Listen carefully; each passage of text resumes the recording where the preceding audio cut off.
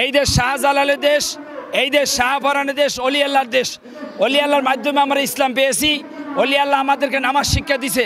আপনারা দেখতেছেন বাংলার ভিতরে, বাংলার জমিনের ভিতরে যে পরিমাণ মাজার ভাঙচুর হইতেছে, মাজার ভাঙ্গা কোনোদিন ইসলাম কায়েম করা যাবে না, মাজার ভাঙ্গা কোনোদিন ইসলাম প্রতিষ্ঠা করা যাবে না। বরিশাল ইসমাইল শাহর মাজারটা ভাঙচুর করতেছে।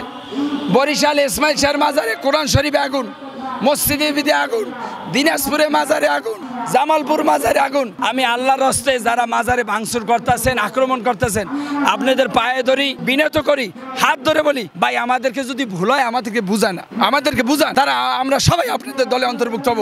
আর আমরা যদি কোরআন হাদিস দিয়ে বুঝাইতে পারি আমাদের দলে আসেন। কেউ যদি মাজারে বন্ড করে, কেউ যদি মাজারে যেয়ে বন্ডামি করে, গাঁজা খায়, অলি আল্লাহর ইসলাম বিরোধী কাজ কাম করে, আইনগত ব্যবস্থা আছে, তাদের বিরুদ্ধে আমরা ব্যবস্থা নেব। আমি আল্লাহ রাসূলের সুন্নতের মৃত্যুর আগ পর্যন্ত সম্মান করি, সম্মান করব।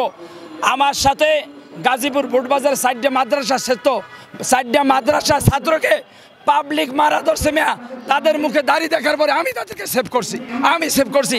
সদরঘাটে একজন কোরআনের হাফেজ, সে পোলাপানের পাশে হাত দিছে মেয়া, এই কোরআনের হাফেজকে আমি সেভ করছি মেয়া, তার মুখে দাঁড়িয়ে দেওয়ার জন্য। আমি রাখিনি দিকে আমি রাখবো না, আমি অবশ্যই রাখবো। আমি দাঁড়ির বিপক্ষে না, সুন্নতের বিপক্ষে না। সুন্নতের বিপক্ষে যে কথা কয় সে আলায় মুনাফিক, সে আলায় কাফের। গোলাম মঈনুদ্দিনের ব্যাপারে কঠোর ব্যবস্থা নেবে, একটু ধৈর্য ধরে না।